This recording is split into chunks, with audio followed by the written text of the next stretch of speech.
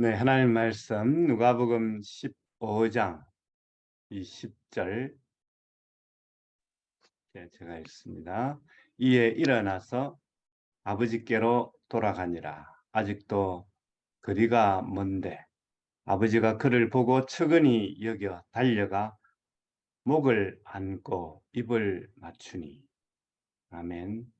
오늘 이 말씀으로 우리에게 말씀을 전해주실 선교사님은 하늘 꿈 연동교회 파송으로 불가리아에서 사역하시는 선교사님이십니다.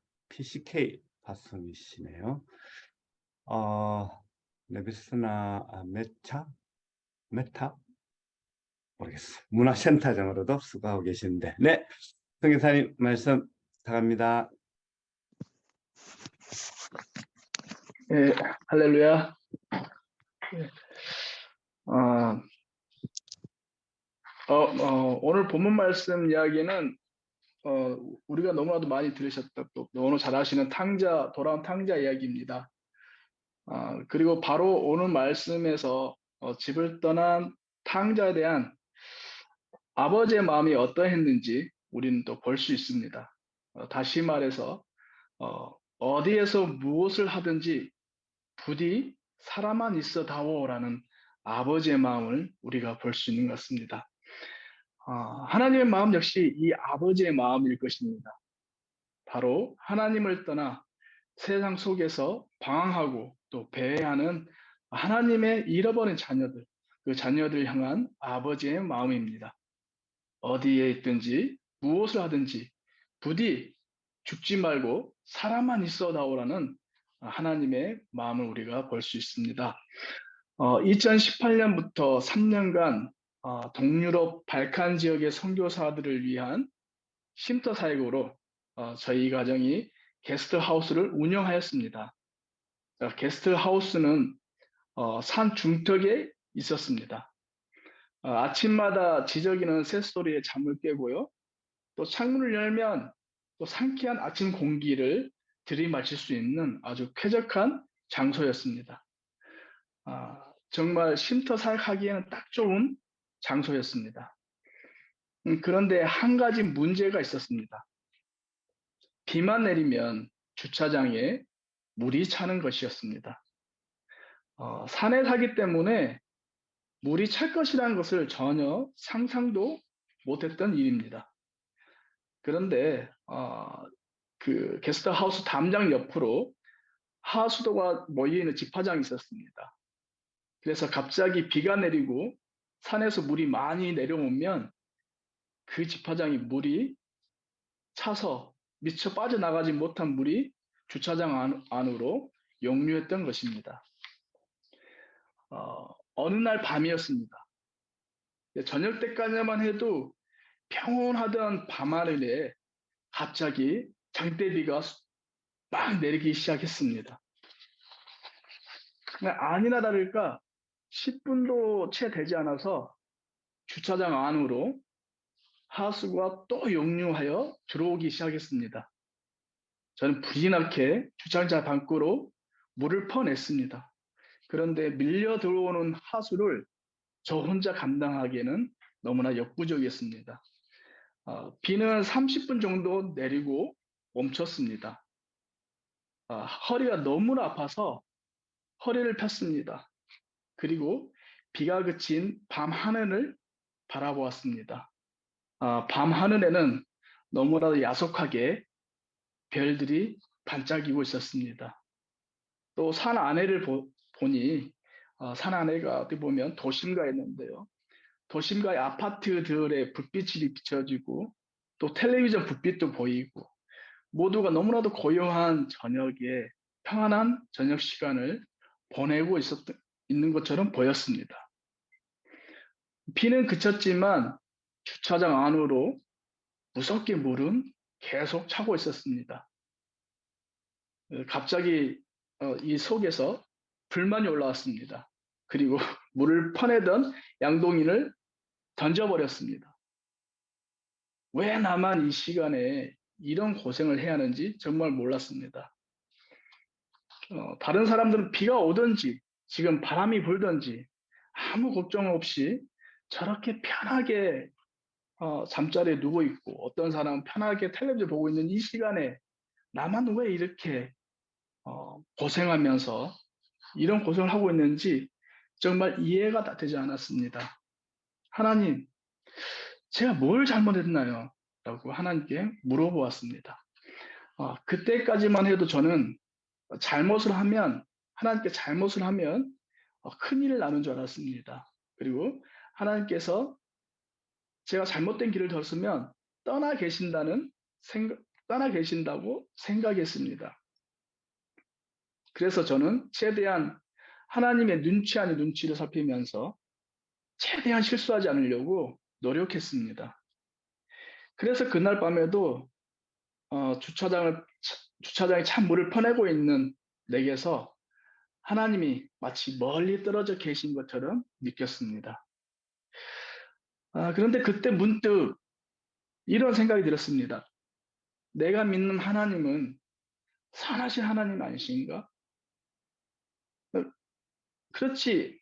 신실하신 하나님이, 또 선하신 그분이, 임마누엘 하나님이라고 하신 그분이, 주님도 세상 끝날까지 내가 너희와 함께 하신다고 약속하신 그 주님이 지금 내가 이 시간에도 나와 함께 하지 않으실까라는 생각이 들었습니다. 그것도 저 멀리 떨어져 계신 것이 아니라 바로 내 옆에서 내가 느끼는 이 고통을 함께 하고 계시지 않을까라는 생각이 들었습니다. 그리고 내가 실수했다고 해서, 내가 잘못된 길을 들었었다고 해서 절대로 나를 따로 홀로 내버려 두시지 않으신 분이라는 것을 확신하게 되었습니다. 그때 비로소 저는 알았습니다. 하나님은 한 번도 저를 피하신 적이 없고 늘 나와 함께 하셨다는 것을 알았습니다. 오히려 제가 하나님을 떠나 있을 때에도 하나님은 늘 저와 함께 하셨던 것입니다.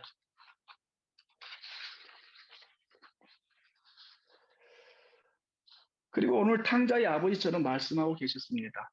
강사가 죽지만 말고 사람만 있어다오. 그렇습니다. 아버지의 마음에 온통 집 나간 탕자 생각뿐이었습니다. 그렇기 때문에 생김새를 알아볼 수 없는, 아직도 먼 거리에 있는 아들을 아버지는 알아볼 수 있었던 것입니다. 하나님의 마음은 온통 좌우를 분별하지 못하는 잃어버린 영혼들 생각뿐이십니다. 하나님을 떠나 있는 하나님의 자녀들이 살아서 돌아오기만을 기다리고 계십니다. 아버지의 눈에는 집으로 돌아오는 아들만 보입니다. 아버지가 그를 보고,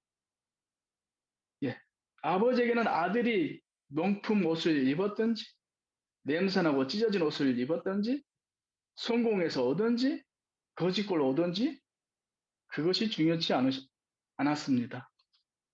아버지의 눈에는 오직 집 나간 둘째 아들, 그 아들만 보였습니다. 하나님의 관심은 잃어버린 영혼께 있습니다. 하나님은 우리가 세상에서 얼마나 크고 작은 죄를 지었든지 우리의 행위에 관심이 없으십니다. 하나님의 눈은 세상에서 돌이켜 하나님께로 돌아오는 한 영혼에게 있습니다. 아버지의 사랑은 허다한 죄를 덮습니다. 치근히 여겨 달려가 목을 안고 입을 맞추니, 탕자는 아버지께 지은 죄 때문에 머뭇머뭇거립니다.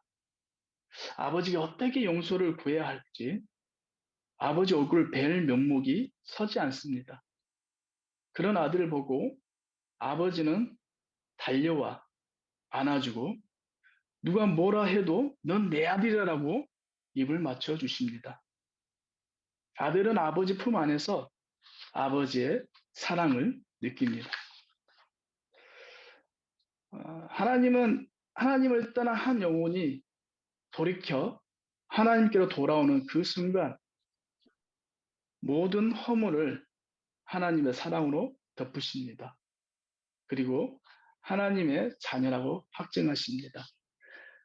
제가 그날 밤 물을 퍼내면서 하나님이 저에게 또 주신 메시지입니다. 그 메시지를 오늘 또 이 새벽 기도에 어, 이렇게 나누고자 이 부분을 간증하게 들어서 이 말씀 나눴습니다.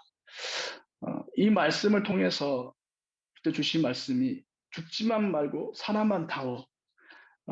이것이 바로 어찌 보면 제가 이 불가리 땅에서 선교의 방향성을 잡은 말씀입니다.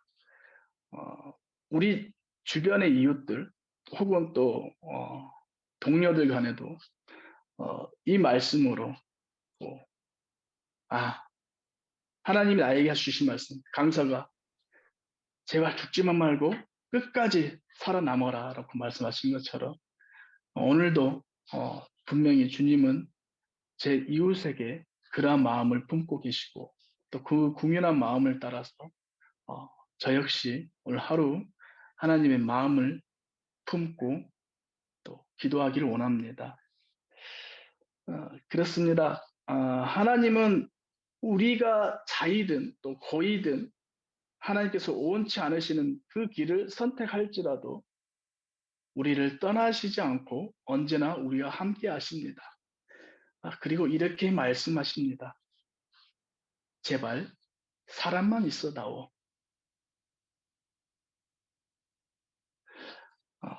기도하시겠습니다. 하나님 아버지, 제가 하나님의 원치 않는 길을 선택했을 때 저는 하나님께서 또 멀리 떨어져 계신 것처럼 느꼈습니다. 그러나 하나님은 그러한 순간에도 저를 떠나지 않고 늘 저와 함께 하셨음을 또 말씀해 주셨고 또 가르쳐 주셨습니다.